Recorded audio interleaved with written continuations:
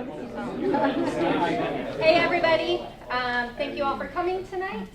For those that do not know me, I'm Ashley Myers. I am our events director for the museum, filling in for Becca tonight. So she gave me a list of things to read off, so I'm just going to read this. As a reminder, we have programs like this on the first Wednesday evening of each month. Museum members can reserve spots for free with their membership. Not yet members can purchase tickets. Before we get started with this evening's program, I want to mention a few upcoming events. We have Kids and Stuff membership swap for the month of October. The hangar party is October 11th, and that will be obviously at our hangar. And it's a hangar dance. It's a lot of fun. Air adventure season is coming to a close in the beginning of October. We have donation boxes, one in this room and one out in the hallway. Please silence your phones as we welcome tonight's speakers. Okay, I'm done. Microphone.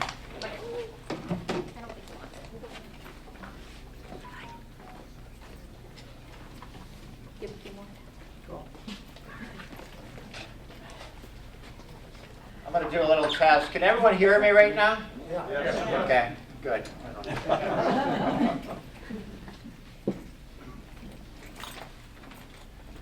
Hi, everybody. How are you? Good.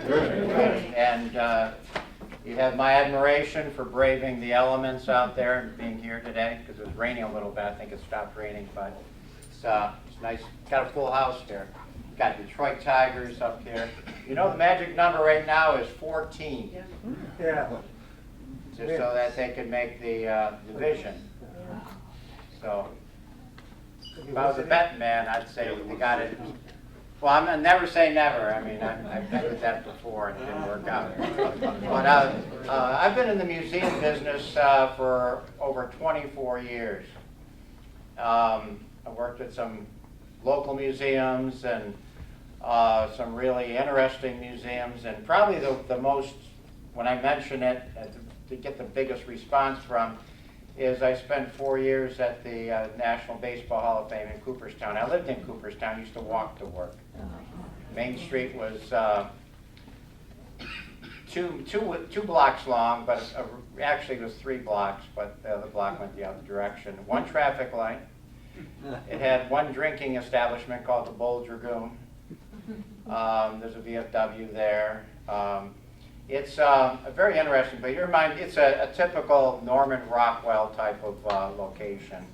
And I lived on 15 Susquehanna Street, which I can walk to work in 10, 15 minutes. But usually I'm on the way there, I talk to everyone, so it takes me about a half an hour to do a 15-hour job. But it was a great opportunity, and I'll talk more about that later after I finish talking about these gentlemen over here. This is a combination of a lot of different things. I have a great passion for military history, specifically World War II. But this was something I stumbled into that was really very fascinating, and I learned a lot. So I was asked, there's a Navy patrol squadron out at Selfridge where I work. I'm the director of the Selfridge Military Air Museum. And I was talking with a few guys there, and I was tasked with doing something about the Hall of Famers who served in the military. So what you're able to benefit from was the research I did on that particular job. So that was VP 93, right, Skipper? Yes. Forever and ever. Awesome. Well, let me start talking about this. There's the Hall of Fame. How many have ever been there? Have been to Cooperstown? Oh, great. That's a bigger response than I anticipated. Yeah, it's like Mecca. You know, if you're into baseball or actually into sports, you gravitate toward that area there. It originated in 1939, and it had a very distinguished group of athletes who were made up that first class, and it just kind of went and went and went. And I was always asked, well, you know, there's got to be a connection with Abner Doubleday and everything else, and no, there isn't. I don't know if that Doubleday was ever at Cooperstown, but it's just an attraction that's unheard of. It's when I lived over there back in the 80s, it was really a great place to be. And I was like one of the only people that cared about the military over there. There's a couple of guys that worked there. My boss, Ted Spencer, he was a curator of the museum, and he was in the Navy during Vietnam. And so I got some leave time to begin my military career over there too. But the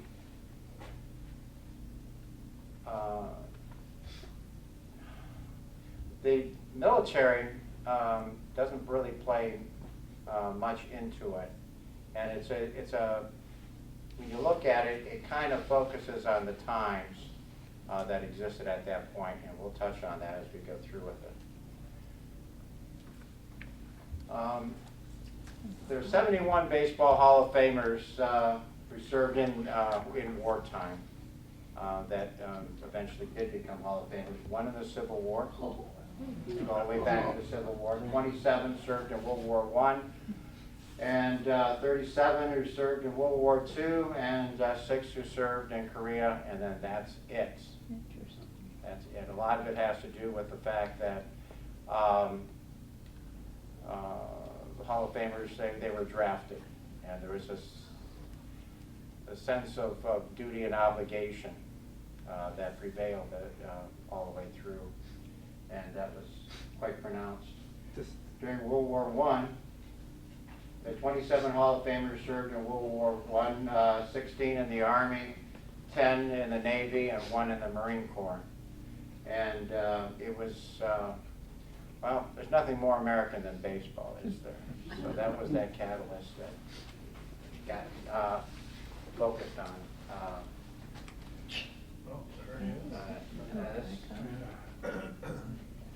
The baseball players that served in World War I, Christy Mathewson is one of their early guys. Ty Cobb. I met his brother and his son, and I asked him, is it true that, you always hear about Ty Cobb sharpening his spikes up? Yeah. Come from,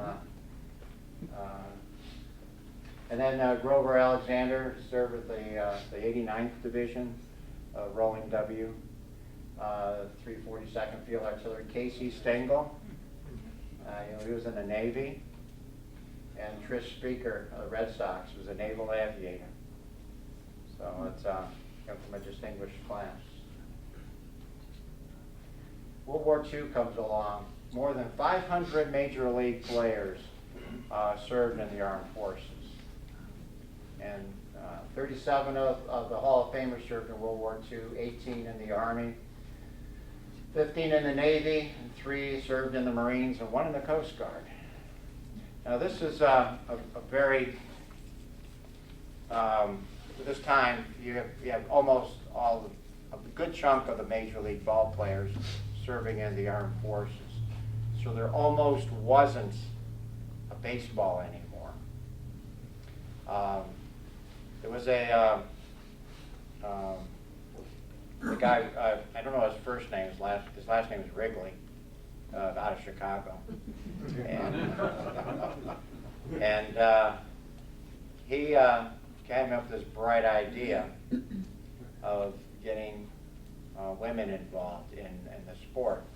And it was an uphill fight. But one of the things that when I was at the Hall of Fame, that whole, how many saw that movie, A League of Their Own? More than one, yeah.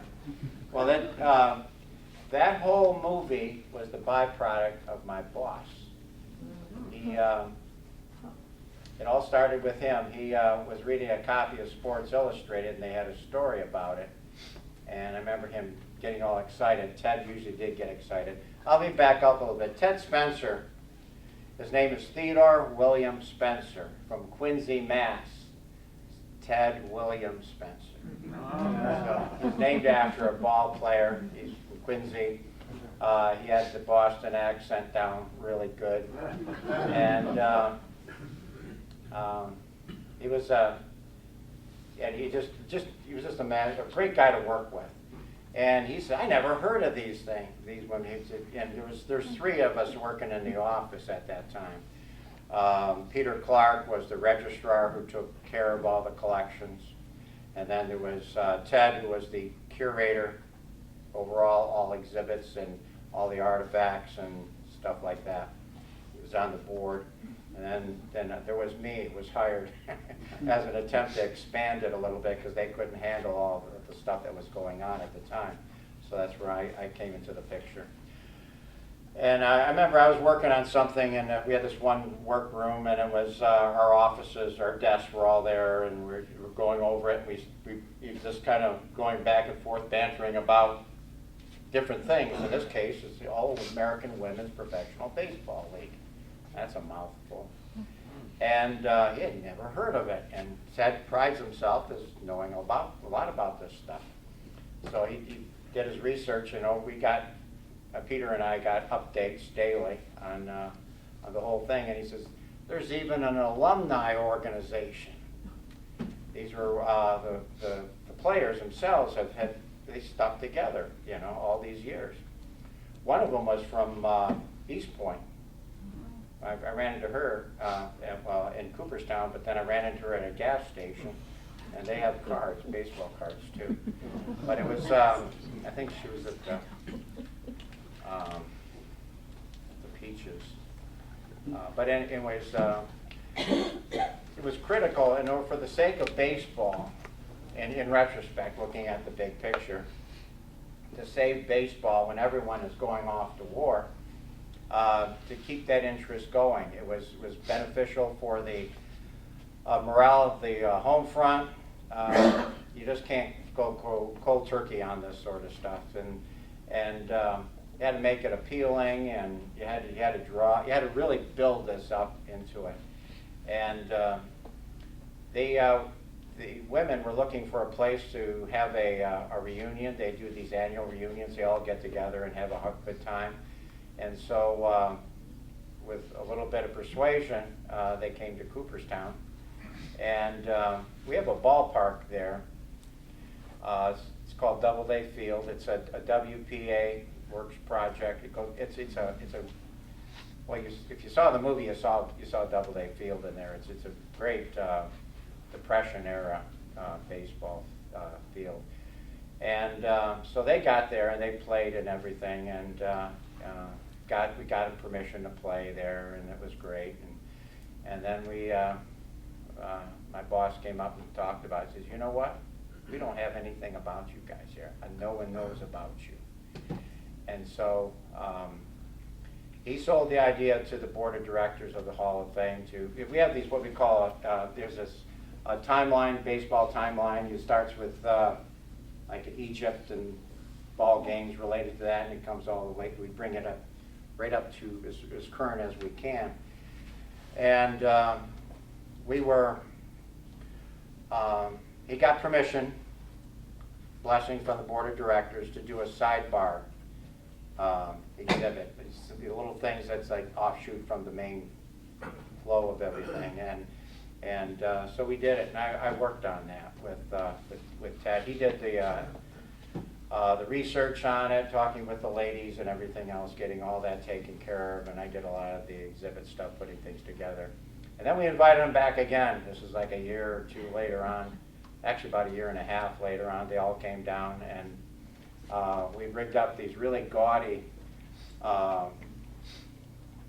red velvet drapes, to curtains over this exhibit, and with Velcro, and it worked, and just opened it up. We had this unveiling, and attending that unveiling was Penny Marshall, and she always wears a New York Yankee. Is there any Yankee fans in here? I didn't think so. Right. I didn't the right crowd. I'll tell you more about that later. But she had she's a New Yorker. She has a Bronx accent and everything else. Wearing blue jeans, white T-shirt, and sunglasses, so you want people to know who she is. And she's up there. Her mother was a ball player, and so that's why she was there. And she got caught up with all the chemistry that was going on between all the women and the enthusiasm, and hence, came up with the movie A League of Their Own. One thing that kind of irritated a couple of us was there's no mention of the Baseball Hall of Fame in that movie at all, in the credits or nothing. So we got a little irritated, but what are you going to do? But it was really good. A lot of the local kids that live in town, they were extras for the movie. And it doesn't take much to hit it out of the park, out of Doubleday Field. My house was my house was in right center field, and during ball season, I have a dozen baseballs in my backyard, so I just throw them back over the fence and stuff like that. But it was baseball permeated itself into the whole community. It's changed a lot since then, but there's no mom and pop shops anymore on Main Street. It's all, you can buy baseball memorabilia at highly inflated prices. So there's money to be made. So, but at this particular juncture, I wanted to mention what these women had done, because the movie kind of makes light of it. But if you think about what all these women did, was kind of keep the ball rolling, at least until the boys came home, and then baseball was still alive, and it picked up, and it continued to what it is today. And that's one of the points we made while in the exhibit. Be interesting to see what it looks like now. It's been a while, but at baseball in World War II, in the 50th anniversary of World War II, if you've been to Cooperstown, you saw the actual Hall of Fame. There's the Hall of Fame, and then there's the museum. They're two different things. And I had to explain to a lot of people, when you see the Hall of Fame, it's marble, and they think that the ashes of every ball player is behind there. No dead people here. No. But it looks like it. The plaques are about so big, and they have a bronze or a gold. Actually, it's plaster of the bust of the individual and their record and the teams they played in and things, and when they were inducted, that sort of thing. And before you walk in there, there's a bronze chunk of marble, and it's got a bronze plaque at an angle, and it lists all the members of the Hall of Fame who served in the Second World War. And makes mention of that. So you're going to trip over that when you first walk into the Hall of Fame. And I thought that was very admirable. People need to be reminded about that stuff. All of those guys are gone now. And but something like that is a reminder to a sacrifice that these ball players made. Well, you weren't making a lot of money anyways, not like what they do today, but it was a job. And it's just something that they enjoy doing. And in World War II, you were drafted. And everyone was enthusiastic, well, maybe not enthusiastic, but they realized that was their job, and there was no resistance, and they just went ahead and did their thing. And when I was there in the 80s, I got a chance to talk to a number of them. I drank a lot of beers with a couple of them, but it was always it was a rare opportunity to spend time with these guys, and I talked with some of them about their military records and what service, what they did, and they're very humble about it. But they said it was a thing to do. That's what you did. And they didn't argue about it. There we go. A couple of the guys, Hank Greenberg, a Tiger. Outfielder, inducted in '56. He was drafted in the Army in spring of '41 for 1 year. if you're probably familiar with the whole thing, FDR mobilized the National Guard and actually started the draft before Pearl Harbor. And the Army itself only had 5 divisions, 1st, 2nd, 3rd, and then the Hawaiian Division and the Philippine Division, which was the 24th and 25th. And that was it. So the National Guard had the lion's share of the manpower. The 18 divisions were in the National Guard. And they were all mobilized and shuffled around, and they got, during the Depression, a lot of people enlisted in the National Guard. They wanted their sons to go in the National Guard because every time they went to drill, they got $1, which was about $1 a week. Once a week they went to drill. So you have 5 sons, that's $5 a week you can add to the family, So, but the uniforms they have were actually World War I uniforms. They may have not have had equipment, weapons and things like that were almost non-existent. I'm sure you've seen the pictures of stuff like that. But a lot of the guys were drafted even beforehand, like Hank. He re-enlisted. He spent his 1 year, and then he was after Pearl Harbor he re-enlisted, and was commissioned a first lieutenant in the Army Air Corps. Served for 47 months. He was in the CBI theater out in the Pacific, Asia, China, Burma, India, and discharged as a captain in 1945. I mean, that's just one of the stories. This guy here, I actually talked to. He lived in Bloomfield Hills. His wife passed away a long time ago. And Charlie Gehringer, his second base, the Tigers, inducted in '49. Entered the Navy in September 1942. He played and managed the Jacksonville Naval Air Station Flyers baseball team. Discharged in November of '45 as a lieutenant commander. Charlie told me, his autograph is really, puts me to shame. It's really precise, and it's first time, every time. It's just immaculate. He takes his time. And I talked a lot about, told him I was from Detroit, and we started talking about that. And, he always shows up for all the inductions, and he wore a suit, a white shirt, and a tie, and that's his expression. Can't get him to change that for the life of him. And it's always like that, and he's sitting on the stage, or things of that nature. And he told me that he only missed one induction, and that was his own. That was also his wedding day. So the bride took priority over everyone else. So that's okay. I told him he's off the hook. So he was in the Navy. Stayed stateside, didn't go overseas. Oops. Yogi Berra. Yeah, everyone has those little sayings that Yogi says, there's defy logic. But he was in the Navy in '43. It was a gunner's mate on USS Bayfield, which was an assault ship. They landed. They had LVCPs on it, and he was a gunner's mate on D-Day in Normandy, and right off of Utah Beach, and he was wounded by a shell fragment in the hand. So he's the only Hall of Famer with a Purple Heart. But he doesn't change.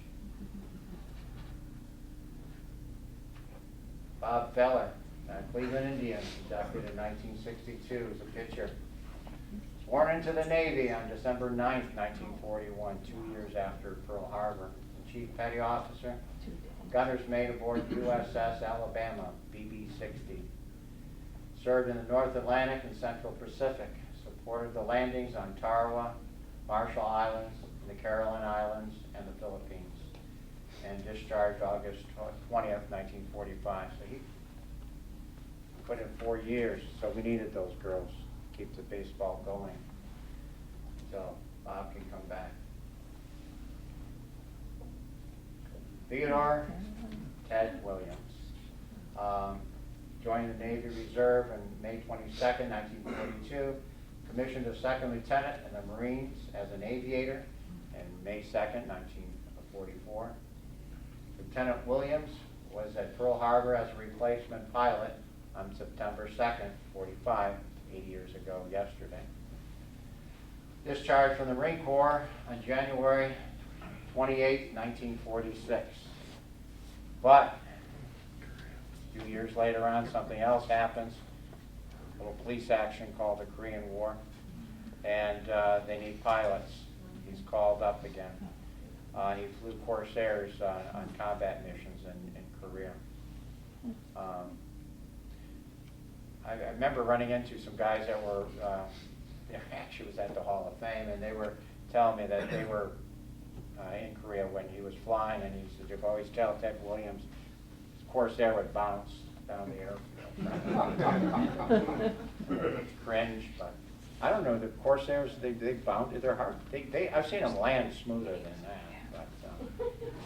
But Ted, he comes by, and I swear to God, he was colorblind because, first of all, he told me he does not own a tie, or did not own a tie.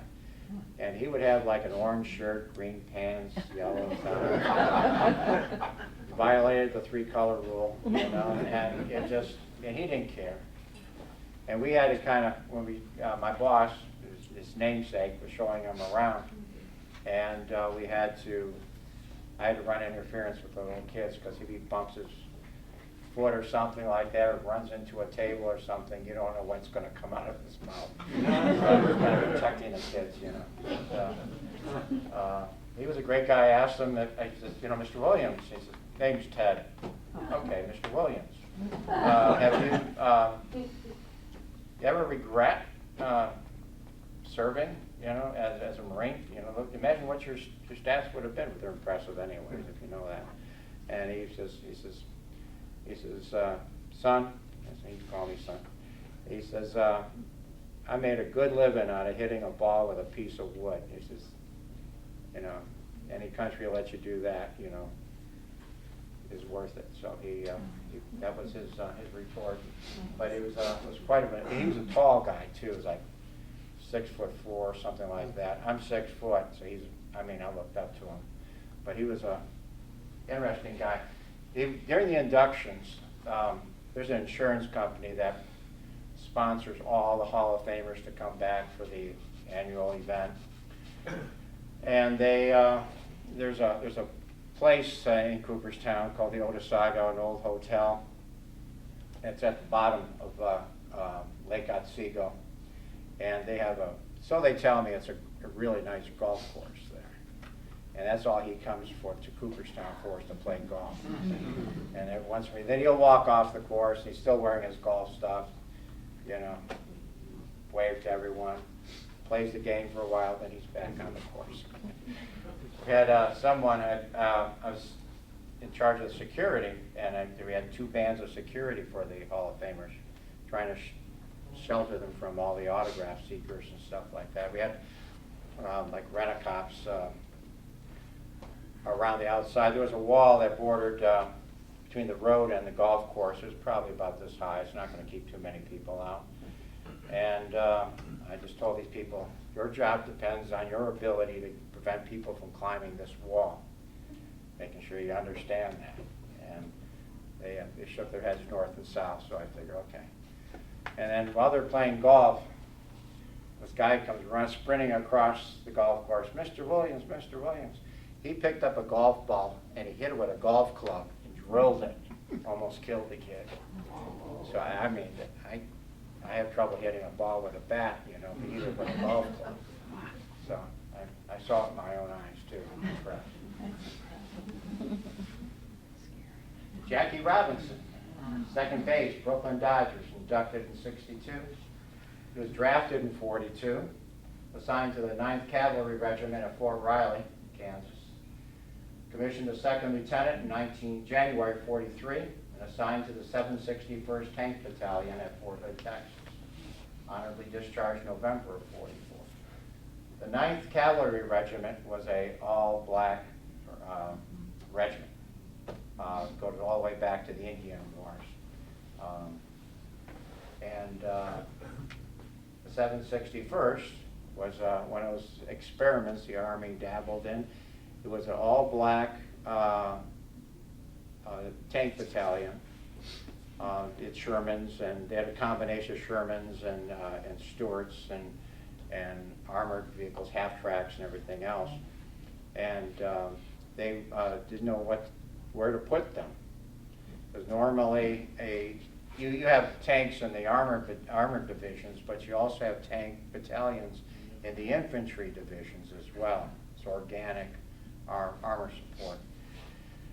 I thought the 92nd and 93rd divisions were all black as well, but this battalion was kind of floating around. It was normally like a corps or an army asset.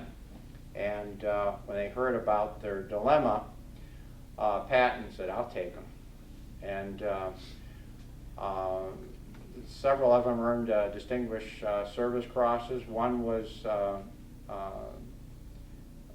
being considered for an upgrade to a Medal of Honor. I think there might be a Medal of Honor recipient in there as well. But it's one of the lesser known units in the United States Army. But they were just incredible bunch of soldiers dedicated to the whole thing and utterly fearless. So Jackie Robinson was a part of that, but that was still when they were still at Fort Hood before they went overseas. Major League players killed during World War II. There's more than 500 Major League ball players that were inducted into the armed forces during the Second World War. 2 of them were killed in action. First Lieutenant Harry O'Neill was killed in action March 6, 1945, and Captain Elmer Gideon, he was launched in April 20th, 1944. Harry O'Neill played 1 game as a catcher for the Philadelphia Athletics. In July 23rd, 1939, he enlisted in the Marines. In September 42, commissioned as a 2nd lieutenant. In 42, promoted to 1st lieutenant in 44. He was assigned to the 25th Marine Weapons Company, 4th Marine Division. Fought in Kwajalein, Saipan, and Tinian. Was wounded in Saipan and was killed by a sniper on Iwo Jima, March 6, 1945.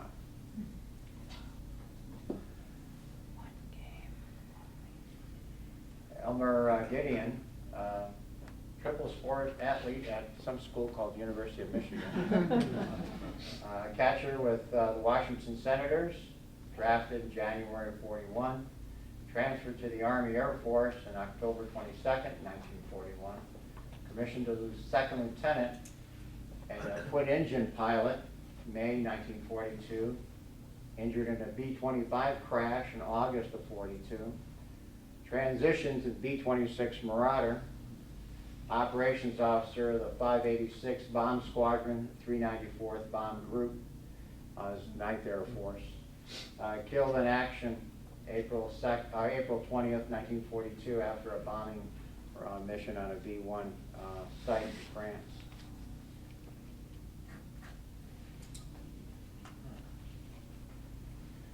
Korea, there was 6 Hall of Famers, as I mentioned earlier. 4 in the Army, 1 in the Navy, and 1 in the Marines. Ernie Banks, Army, the Cubs first baseman, inducted in 1977. Whitey Ford, he was also in the Army with the Yankees as a pitcher, inducted in 74. Whitey Herzog, Army, as a manager in the Cardinals, inducted in 2010. Willie Mays, Army, the Giants, center field, inducted in 1979.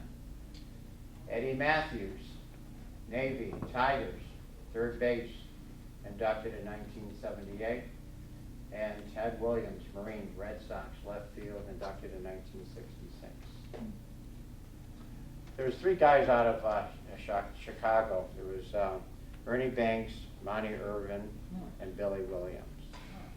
and they used to hang out together. And the hotel, the Otesaga Hotel, had a lower level, which had a nice little drinking establishment there. I don't know what you want to call it, but I used to be running back and forth. I put in like 14-hour days during the inductions. And they were watching me, you know, zip around. They says, "Hey, young man," you know, that was my name, young man. And, come here for a second. Yeah. He says, "You work at the Hall of Fame?" I said, yeah, I do. And he says, "We're watching you run around. You're making us dizzy here." So, and so I had to sit down and have a beer with them. That was pretty good. Yeah, they were all really exceptional gentlemen. They were always a lot of fun. I always look forward to seeing them every year. But, yeah. Now we're all, you know, it's baseball without stats, right? So the first veteran, Morgan Bulkley, Army, was a Civil War. First Hall of Famer to have been to serve in the Army. The 13th New York Heavy Artillery from May to September of 1862.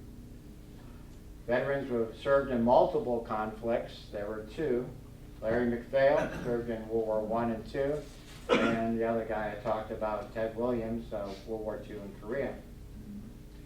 39 served in the Army, 26 in the Navy, 4 in the Marines, and just 1 in the Coast Guard. And that's that. That wraps that up. A couple of sidebar stories that I thought you might be interested in. People, I've had a job where people try to buy my job off of me. I've had people come up and say, "You work here, it's great, it's great." You know, and says, "How about if I give you $5,000 for your job?" We went, no. Have a nice day. Usually those are Yankee fans. You know, so. But how I got the job, I had worked with a lot of different historical museums, and my wife at the time and myself, you know, we both worked with museums. She worked at the Henry Ford.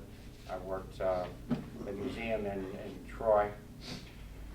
We got over there, and I was doing a lot of different things, and this was pointed out to me, this job description. I thought, hell, I could do that. So I went over and talked with them, and I had this interview with Ted Spencer. And Ted says, "Well, you have a very impressive resume." I said, "Well, thank you." And he says, "I see you're from Detroit." I says, "Yeah." He says, "A Tigers fan, no doubt." I said, "Yeah, no doubt." He says, "Well, how do you feel about the Yankees?" And I didn't know anything about where he came from or everything else. Right? I just, well, I hope this has no bearing whatsoever on my possibilities of employment here, but I can't stand them. He says, "You're hired." Being a Red Sox fan, you know. So that was always a lot of fun. So that was the beginning of it. I mean, every once in a while, and many of you, I'm sure, have jobs you always look forward to going to work with. And, you know, enjoyed every minute of it. I had a following because I would post the scores for the games the day before. And on the other side, by the post office across the street, there was usually about 20, 25 people just waiting for me to show up. And I put all the scores, you know, and, you know, things of that nature. And just walking, my job principally was keeping the museum put together again. Because, like inductions, it's a 3-day event, and when I was there, we would have about 1.5 to maybe a little more than that, between 1.5 and 2 million visitors in 3 days. And I would have to get there early in the morning and put the museum back together, because the vibrations of that number of people walking through the galleries shook things down. And so I had this old cart with I had power tools and everything, battery operated power tools and everything I needed. I had this cart, and I would get up there, get on the elevator, go through there. I would walk through the museum to see what floors to work on first. And I would put the place back together again. I also did some other stuff, which I'll get into that a little bit later on. But one of the best stories I have about Hall of Famers was the one I had with Warren Spahn. It was such a day. It was Hall of Famers do not go to the Hall of Fame on a Friday, Saturday, or Sunday. They don't go there. They don't want to be mobbed. They don't want nothing to do with them. You can't go there and enjoy yourself. But on that Monday, when no one's there, they're all over the place. And so I was working on Warren Spahn's case, it as it so happened. The glove came down. There was a bunch of other stuff, graphics and kind of captions were knocked down. And so what I do, because I had people do this, they'll reach in and try to grab something. And I'm authorized to break arms. So I push my card up in front of the case, and we have special types of fasteners that are not Phillips, Allen wrench, or traditional flat screws. They're altogether different, like 2 pins you go into, kind of like a spanner wrench or something like that. So I put it right up in front, and I take the glass, I take the molding out around the case, and I have a little thing that holds onto the glass, and I take the glass out, put that down, clean that later on. And I just kind of stand in front of it. So I'm done putting Warren's exhibit back together again. There's a father who's talking to his son. His son's probably about maybe between 10 and 12 years old. And he's just enraptured with his dad knows everything about baseball. So he's going through talking about, Warren Spahn and the Milwaukee Braves and all this other stuff. And I'm not a real stat-oriented person, but I just knew a couple of those probably were exaggerations or not accurate. So I didn't care. I got work to do. So I'm doing this, and so all of a sudden I get a tap on the shoulder. I turn around. It's Warren Spahn. So the guy's telling his son he's right here. Warren's right here. And I don't mention their names, when I'm out there. And we're talking about the weekend and what a great time he had and everything else like that. And he's keeping it very general. But I can tell he's listening to what the father's telling him. And he says, and he says, he'll hold his hand up. He says, excuse me, I hate to interrupt and everything, but I think Spahn did this, had a good year this year, and did this, and the guy says, oh, no, I know Warren Spahn. No, you don't. And so Warren, what a gentleman he was, what was more important was that the son's, what his son thought about his father. That was more important than getting the stats right. He backed out and said, I'm sorry, maybe I was wrong. He was mistaken about these things. He winked at me and he says, I'll talk to you later, Steve. All right. All right, Warren. He just went off there. But I looked around after that point, and there were 6 Hall of Famers in this one small area, probably about the size of this room. And no one knew they were there. They don't wear, stuff. They're just, but they wear, they're a great bunch of gentlemen. And that was, Warren was just, he was a World War II veteran. And, but that was more important than anything else, was the interaction between father and son. That was more important. So I really felt good about that. It's one story, everyone likes to hear it, and I guess this is the right crowd for it. But I was working on my first induction, and I was catfish hunter. And I'm just learning about this, what goes on in an induction and all the behind-the-scenes stuff. And so my job was putting things together. I had all these badges. Everyone, these are badges from,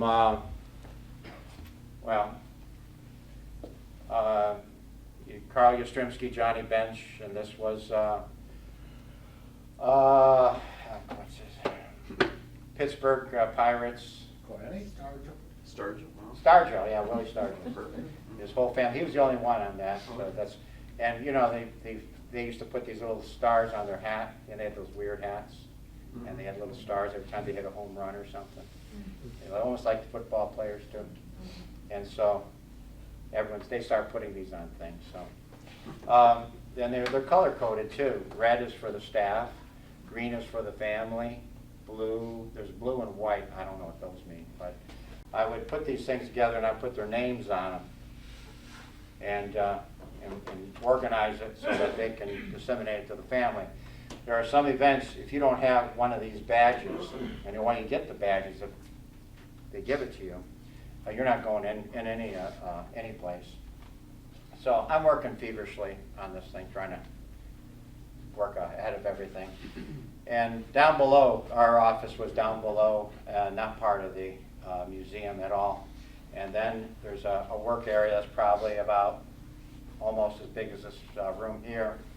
And then there was a doorway that went into where the collections were. And you got some really nice stuff there, let me tell you. But no one goes in there unescorted. So the door opens and this middle-aged, well, actually he's a little over middle-aged gentleman in a tweed sport coat walks in, balding, gray hair. And he walks through and excuse me, sir, this isn't part of the museum tour. You'd have to go back up the elevator, and that's where everything's at. We just didn't even look at him. We just kept on going toward the forbidden room. I said, sir, is there anything I can do to help you? Just ignoring me and going all over the place. I said, sir, you're not allowed to go inside there. That didn't stop him. He kept on going. I said, sir, you need to stop right in the hell where you're at now. Turn yourself around, go back out that door. And he looked at me, and then he kept on going. So I grabbed him by the back. He was a shorter guy. Grabbed him by the back of his collar, and I escorted him up into the elevator, put him out the front door. You know, got a little upset. So, okay, I get back down. I got work to do, so I'm working this stuff. And my boss comes in. You know, nothing bothered Ted. He comes in. He's always in a good mood, you know. He says, there's the man I want to meet. And I says, yeah. Hey, Ted, what's up? He says, I heard you had a problem. Oh, yeah, some SOB comes walking through here and just ignoring everything and was headed toward the collections room. And so I had to put him out. He says, well, let me shake your hand. No one ever threw George Steinbrenner out of anything. There goes my job, you know. And of course, my boss says, you throw Steinbrenner out, you'll throw anyone out. So instead of losing my job, I got a $1,000 a year raise. That was the beginning. That's just the way things were. Just to give you a little background, Catfish he had good years with the Yankees and also the A's. And it's a very prestigious thing to have the plaque in the Hall of Fame with the team logo on it. So there's a lot of pressure. I mean, they were calling him up in the middle of the night and everything else. And it was just irritating him, and they wouldn't lay off.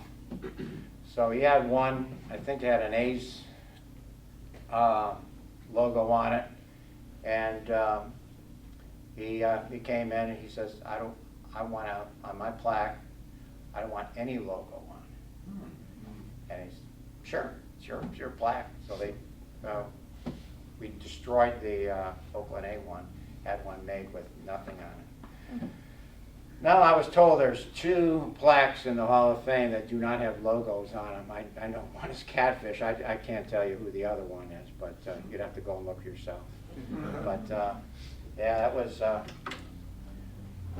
that was my introduction to inductions at the Hall of Fame. Another one.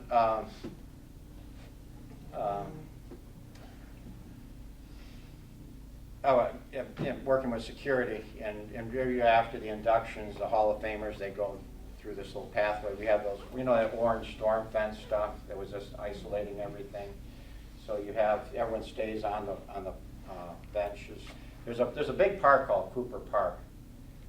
Cooperstown is named after James Fenimore Cooper, and Tales of Last of the Mohicans, all that thing. All those locations are around where we're at. So in Cooper's Park, there's a big James Fenimore Cooper thing there, but that's where the induction is, and I think they have to move it because it's getting really big. A lot of people, they come there and camp out. But after that, everyone, you know, after all the speeches are made and everything else, the new inductees, they walk, they go through the library off the side, and they go up this walk past me into the actual Hall of Fame where they have their official photographs taken, and they have them with their families and what have you. So, and I'm standing over there with these aviator mirror. You can imagine me standing there like this, not smiling, and looking at everyone coming through, and I'm just scanning for the badges. And one guy comes up there and he doesn't have nothing on, no badge or nothing. He's just regular Joe, it looks like, and he's walking right, trying to go inside. And I'm sorry, sir, but you're not allowed inside. I says, you need a badge in order to get inside there, and you don't have one, which means you're not allowed in. So I was real nice about it. He says, I can't go in there? I said, no, sir, you're not allowed in there. No? No. So he walked out. Maybe 15, 20 minutes later, he has the president of the Hall of Fame coming in. Steve, it's okay. This is Commissioner Bowie Kuhn. He can get in. So I said, well, Couldn't have to go better. that's what everyone says, you know. So anyways, excuse me, I let him go in there. He gave me his card, and he said, I like the way you handle that. And he says, there's always a place for you in Major League Baseball. And I said, no, so I lost that card. My brother he's really into baseball more so than I did, so he got all my stuff. You know, one of the things, we're not allowed to ask anyone for any autographs, or we just don't do that. And we had some baseball writers, they have their credentials, they have to wear them at all times. And it's a lot of fine print, says on it what they can do and what they can't do. And there's been ball reporters they have a big bulge in their pocket, they have a baseball, they go door to door, they find out where these Hall of Famers are and they get an autograph on the ball. And we had complaints, and we tracked down this one, I think he was from Utica, New York, or it didn't matter what, but we tracked him down. My boss was, nothing bothered him, but his brothers were all bouncers in Boston.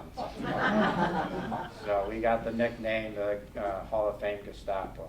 And we would be just watching things, going, everyone have a good time, but don't cross that line. So we tracked down that guy, and I got his credentials, turned it in, Bob Guilford, and he's not going to anything ever again. And you guys know about Yaz, the Red Sox, and they have these autograph sessions for kids. Make sure I don't go over my limit here. Pretty close. So we take half the Hall of Famers and we just kind of balance it out, certain names, and the other side there. And so we have, you can bring one thing in and get one thing autographed by each one of the people there. And then we had one that was all kids day. Kids come in, no adults, but I could tell these kids had a list, so kids don't know who these guys are, but their parents are putting them up somewhere. So they got this thing, I gotta go talk to this guy, And so people collect baseball. They're really nice people, but some of them are a little unscrupulous. And so I was standing behind the table, far enough back with it, and then my boss's friends, brothers and their friends, so I had a lot of bouncers over here, were out in the back over there. And I watched this guy come in. He came in, and Yastrzemski had a briefcase. It was a hard briefcase. It was like a medium brown right there. And all of a sudden it started moving out. And Yastrzemski just has no idea what's going on. So I make a few hand motions, and they came on. This guy tried to steal Carl Yastrzemski's briefcase. And in there, when he popped it open, was a watch that the Yawkey family gave him for his induction. for being inducted into the Hall of Fame. I don't know what he's going to do with it. You can't sell that, you know, so everyone's going to know. But we picked them up and turned them over to the New York State Police, and I don't know what happened to them. But we got the suitcase back, their briefcase, and gave that back to my boss, who says, "Oh, you forgot this," and gave it back to Yaz, and he said, "Oh, thank you." And but we had things like that happen. Of course, people come from New York City and they come up to Cooperstown, and our fine for illegally parking is like $15, $20. So we're like, that's great. So they park wherever in the hell they want. I'll pay that ticket. Parking down in the city is nuts, you know. And so they're parking all over the place. The local people they're farming out their lawns for and having like 4 or 5 cars squeezed into their lawn, and they're raking in the money. That Hall of Fame game I mentioned, they have a team from the National League play a game from the American League. And no one wants to risk injury to any of their players, because for a game that doesn't mean anything. And so tickets for that were $8. So the townspeople bought those up like within hours, and then we're selling them for like $15, $20. Scalping, you know, became a favorite pastime. It was just, and then we had the Hall of Famers would come in. And there would be like either a van or a limo or something, and they would come in first. And then the ball teams would come in. The patriarch of Cooperstown a long time ago was a member of the Singer family, sewing machine family. And they had a little money, and they invested it in a small company called IBM.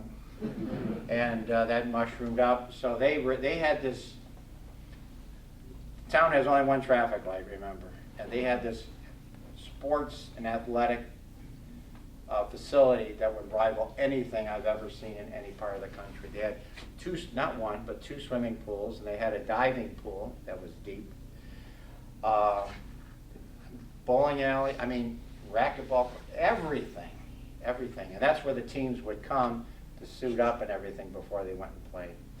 And if you were a member and you lived in Cooperstown, you can go free anytime you wanted to. This was for the people of Cooperstown. Really a nice place. And they also made a stipulation. Within the city, the town limits, the village limits, there was no McDonald's or Burger King or anything like that. So what does McDonald's do? They built one about 100 feet on the outside village limits there. And there was a place, they had a family there, had they grew all kinds of berries, blueberries, raspberries, all that stuff, and you pick your own, and they made a business out of it. Someone came up to them and offered them, I'm sure, a very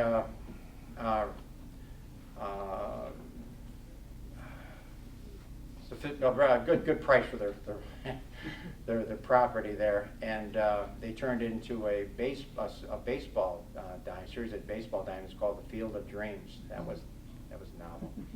And so there goes this mom and pop's business wiped out, and they got all these baseball fields over here, and people come from all over to play baseball in Cooperstown. Technically not in Cooperstown, but they go to the Hall of Fame and stuff like that. But it was just seeing how it changed. There was a little restaurant on the corner, and on Main Street, right near that traffic light that didn't like me, and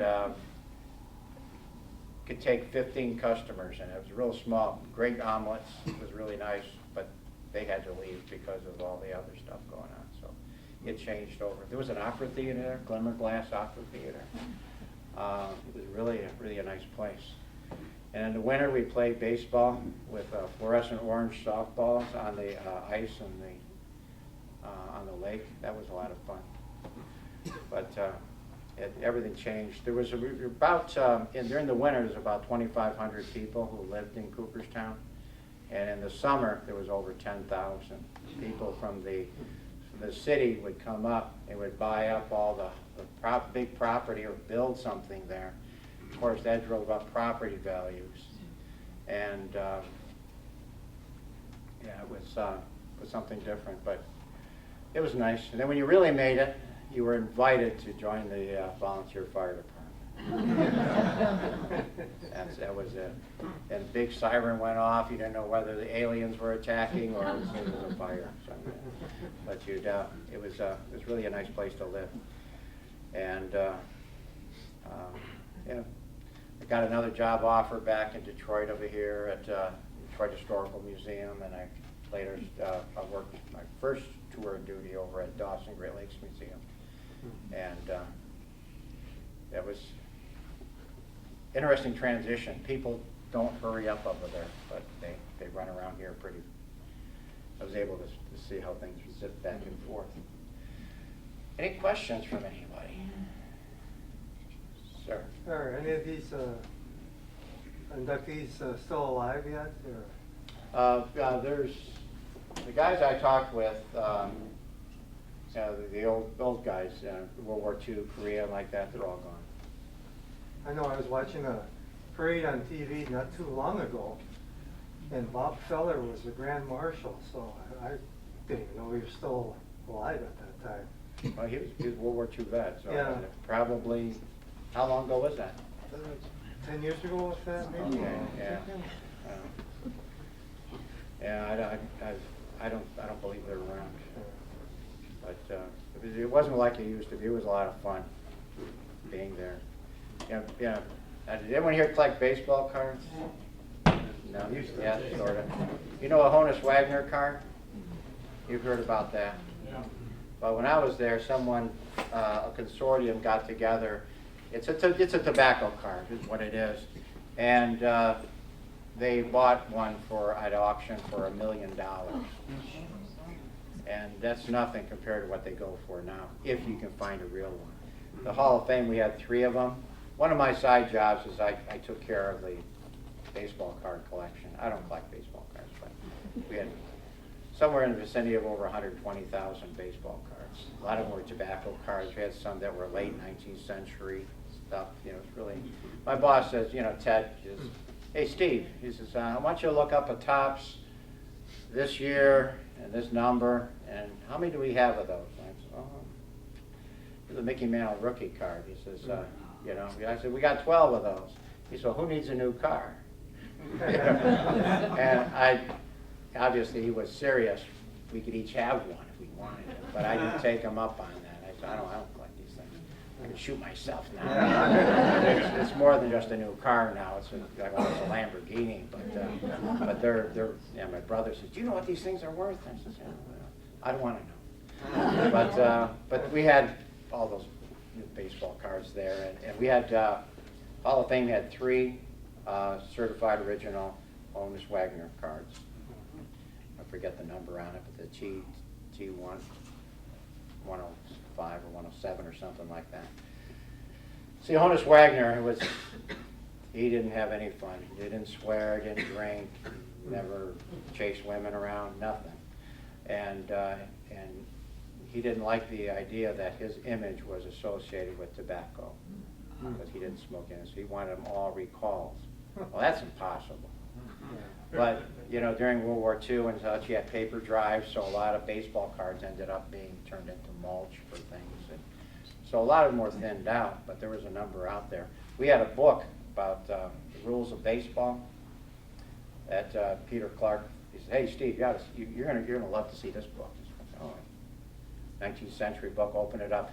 Someone pasted a Honus Wagner card inside there. It's not worth anything. Well, it's worth something, but it's not. It's damaged, destroyed, and everything else. So, that's cool. We had a guy come in. One of the Redcoats, our gallery guys, would bring people down in, and I had this guy who wanted to donate a ball signed by Babe Ruth. And so Peter looked at it and go, yeah, that's original, yeah. And the guy said, well, I'd like to donate it to the museum. He says, hey, Steve, open the drawer. I said, the drawer? He said, open the drawer. So open this drawer that was probably this long, this high, this deep, full of baseballs signed by Babe Ruth. He was a machine. Yeah, they're all signed. We had about maybe 200 or 300 baseballs signed by Babe Ruth. And we had 2 of them that were documented to be the last one that he ever signed. One may have been. So he says, we take the ball, it's going in the drawer. So he says, why don't you just take it home? And your family would enjoy it more than we would. And he was in shock. He thought he had like one in, maybe 2, 3, 4 in existence. We had a couple hundred of them in there. Yeah, it was always a lot of fun, some of the stuff we saw over there and stuff we did and things of that nature. We did a 50th anniversary book, a tabletop book, a coffee table book. That was in '89 for the 50th anniversary of the Hall of Fame, 1939, 1989. And so I had to pull things together from the collection to be photographed in our area downstairs. So Babe Ruth is known for, number 3, and he's for calling his shot. And we had the hat, the jersey, the bat, and the ball from that event.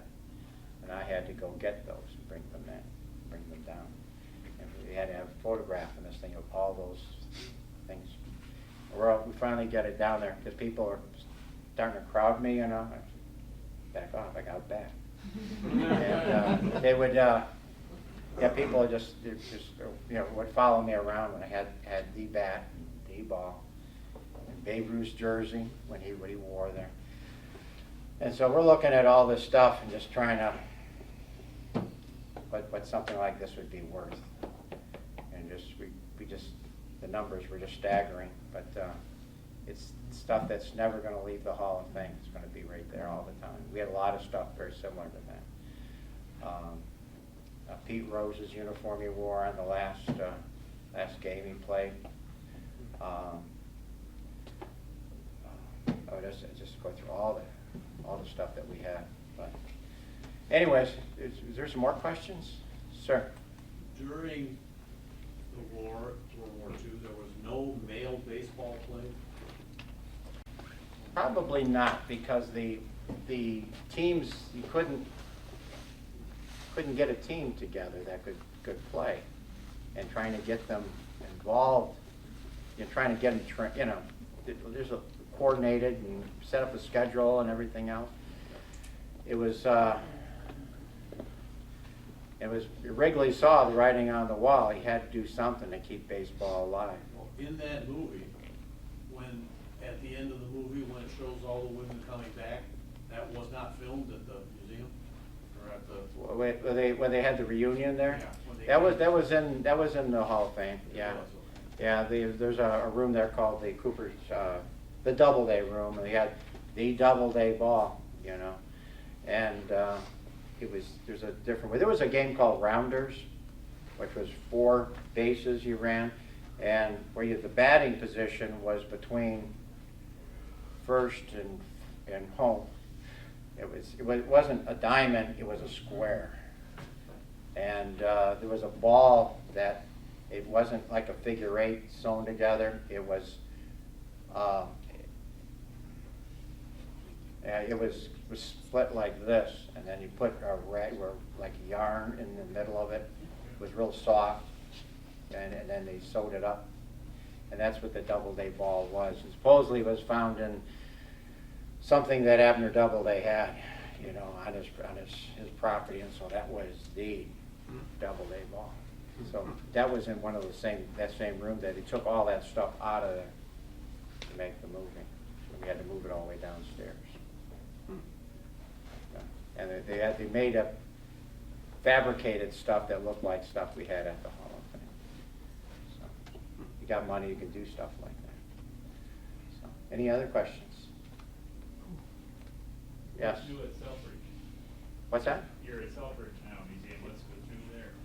Well, I'm I'm glad you mentioned that. I'm the director of the Selfridge Military Air Museum. We have a large collection of aircraft, 34 aircraft, spanning from 1918 up to pretty much now. We have F-16s and A-10s. And we have a P-3, right, Skipper? Yes, we do. And The best static display P3 on the planet, yeah. without doubt. And he's modest too.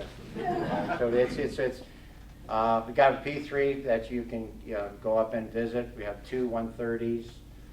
We recently finished a FG-1D Corsair, a Goodyear manufactured Corsair, 1943. And the guys our volunteers did an incredible job. That aircraft had both feet in the grave. It was in Lincoln, Nebraska for a while as a centerpiece for a Veterans Memorial Park, and it was abused, it was looted and what have you, and then they let some kids with rollers paint it, and then for some reason, they didn't want it anymore. We have pictures that can prove why they didn't want it anymore. So they gave it back to the Navy, and the Navy put it on a gunnery range in Tucson, Arizona. And from the cockpit to the tail, it had 188 holes in it. And it was, for all intent and purposes, its life was over at that point. But there was a Marine Corps Brigadier General on the base who happened to be there to see it. And he saw something that no one else saw, and that was possibilities. He just wanted a static gate guard sort of thing, and had it moved over. And the Marines have particular standards for if you're restoring an aircraft, what it's going to have to look like. And you can only use Bondo on so many holes, before it didn't look very good. So they couldn't do anything with it, so they gave it to us. And it took 10 years of work on it. And you need to come by and take a look at that bird. Beautiful. Beautiful. Took the whole engine apart, R2800, took it all apart. They used something called CO2 blasting to clean all the debris off of it, the old paint, and the grease and grime and everything else, and then put it back together again. One cylinder is frozen there because not all the spark plugs were in place, and so water would get in there, and it's been maybe 30, 40 years of being left to the elements. And so one piston, one of the cylinders froze in there. We used hydraulic pressure, everything to break it loose, and it wouldn't come out. So in order, something we didn't want to do was have to cut the connecting rod on it. So, but yeah, you have to come out and see that. We're working currently on a JN4, a Jenny, and that's the first aircraft that ever flew out of Selfridge. And the Jennies came there in 1917. It's the second oldest airfield in the United States. And Langley is #1, beat us by a few months. That's how close it was. So, bet you didn't know that. Is there a Jenny at the air zoo? At where at? The air zoo? No, there's one that Taken from the Senate? I don't think they have a Jenny. I'm not. Don't quote me on that, but I know the Henry Ford Museum has one that's a barnstormer. It's inverted, hanging from the ceiling upside down. And but what they did is they painted it all up. It's not supposed to be an accurate representation of the Jenny. We're blessed to have this a chief of restoration who won't do anything to the aircraft unless he can prove it and document it. And that's why our Corsair is really nice. We have a special hangar. We have one of our focuses is aeronautical engineering and aviation technology. And we can show how things evolve. We have connections with the Wright brothers. When Tom Selfridge, he was, you probably know the story, he lost his life in 1908 in an accident at Fort Myer, Virginia. The pilot was Orville Wright. They were trying to get an Army contract, and a plane fell out of the sky. He thought it was going to glide, and it didn't. It went about 75 feet, and then it turned into a brick. And Orville Wright was badly injured, and Tom Selfridge hit in the back of the head. He died of He went into a coma and died the next day. So it's things like that that gets us started. And Henry B. Joy, does anyone know, have you ever heard of Henry B. Joy? Oh, yes. You did? Okay. You're the very first person that I've talked to mention that name. Oh, yeah. But he was the president of Packard Motor Car Company. And he saw something that a lot of people didn't, and that was possibilities. In 1915, he bought up a lot of land east of Mount Clemens, mudflats, and that became basis Joy Aviation Field. And from those early beginnings, he had friends of his that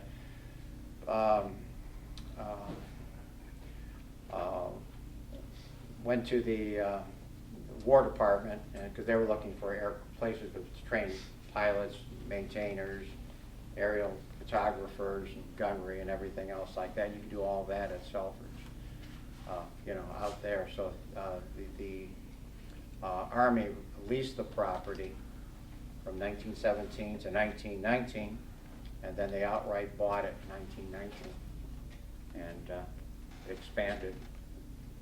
And there's a Joy Road. Used to go, the main gate was there, Jefferson and Joy Boulevard, which goes right now, there's a big hump over 94 when it goes over. And that goes to the northern part of Mount Clemens. Great Steve, stuff. When is the museum open? Well, the museum is open, it's run by volunteers. So it's open from April, the first Saturday in April to the last Sunday in October, from 11 to 5. And it's an effort to get onto the base.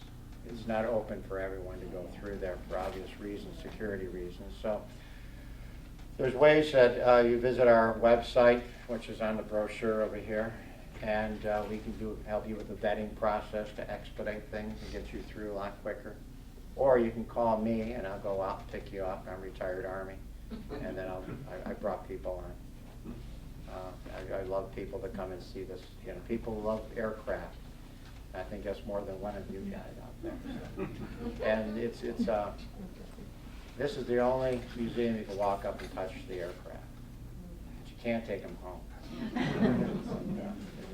See kids with, sir. Did I hear that they are going to be changing the gates so that people can access that museum? Well, here's what's going to happen in 2027 is there's going to be some major construction at Selfridge. They're not extending the runway. The runway is over 11,000 feet as it is, and it can accommodate anything that the Air Force has or anyone has. But there's a safe zone on each end of the runway. The north is okay right now, but the south end of the safe zone extends over the Clinton River, and there's people living in the southern part of it. And the Air Force is not granting any more waivers. So that was one of the things that was keeping us from getting F-22s and F-35s and everything else, because they always looked at that. So the state gave us money, and they're not moving the runway, but they're shifting it. That's the word. That's the catchword, shifting it. So M59 over there, it's Rosso Highway. It is from 94 to Jefferson. Right now it does this. When we're done with it, it's going to go like this. And perimeter road around the airfield is going to go that way, and then the perimeter fence, and there's a canal called the Irwin Drain. It's a flood basin for Lake St. Clair. That's going to go like that, and then M59 is going to go like that. And along with all that stuff, we're going to get public access. Beautiful. And so you don't have to jump through too many hoops in order to get over that. So sir. Growing up in the 60s and the 70s, I started out with Guadalcanal Diary. Very much impressed with that. Nursing Richard field, Tergast. tax, all that. As far as athletes and those in the service writing their stories, the only one I come across with is Rocky Bleier of the Pittsburgh Steelers. Vietnam. Is there anybody in baseball who's come close to what he talked about being in the service? I haven't run across anyone doing that. There's little mentions of them here and there, like Yogi Berra, being D-Day. He just happened to get hit by a shell fragment, and a lot of them didn't even leave the United States. They were worried about what would happen to a Hall of Famer if he get, killed or badly injured or something else. So a lot of them stayed at different type of jobs. Well, just like Rocky Blair, who was in Pittsburgh Steelers when he was in Vietnam. Yeah. That's what he grew into. And it was just interesting to see where there's protection for certain people, and other people have no protection. Yeah, you look at some of them. Ted Williams, he was a combat pilot in Korea, and that's what he wanted to do. That's what he felt he was going to do. If you read a lot about Ted Williams, there was some people thought that all these people a lot of them, Jimmy Stewart and what have you, they went into the service. Clark Gable got a protected job, but he flew on missions as well. They were worried about a lot of these guys, but a lot of them didn't go at all. What's interesting here is the Hall of Famers. It just stops in Korea, and from that on, there's no one who's don't have to go into the military. Even now, it's an all-volunteer force, which I think is a lot better. I enlisted in 86. My daughter was born in 85. 86, and retired in 2014. When you turn 60 and they kick your butt out of there. And I was 34 when I enlisted. I was an old guy, but I never failed a PT test. I was a paratrooper for 12 years, and it was a great thing. But you don't see anyone there on it, and no one wrote anything about. No one ever thought about it. No one thought, because everyone did it. You had 16.4 million Americans in uniform. Who wants to read that stuff? Now we do. Now, sir. Why did we see so many of these World War II guys were commissioned as officers? Right off the That's a good question. I mean, the two that lost their lives were aviators. And, well, one aviator and one guy was a Marine. A lot of the things what we had to do in World War II is catch up to everyone else. We're fighting two wars simultaneously, and we're behind the power curve when we got into the game. So now you have to be a pilot, and you need a bachelor's degree at least, and you have to be a young guy, so they're going to get their money's worth out of you. But World War II, when you took that they didn't call it ASVAB test, but an aptitude test, and if you ranked higher in certain areas, they'd sit you down and talk to you about, ever thought of flying an airplane? And then that's how they got their people. At Selfridge, they were just moving people over and training people. Tuskegee pilots, African American pilots from Tuskegee, Alabama, came up to Selfridge to transition from training aircraft to operational aircraft. Flew P-39s and P-40s. A lot of them crashed. We have there's one of the planes. Four crashed in Lake Huron, 9 crashed over land, and 1 crashed in the St. Clair River near Algonac. And we've been diving on that wreckage. It's in pieces. P-39 came down like that. Hit. Not going to be much left of it. But it's interesting to see that. Any other questions? Well, I'd like to personally thank all of you for coming out here, and I hope you found this, particularly this time of the year, to be of interest to you. And 14 more games, that's all it takes.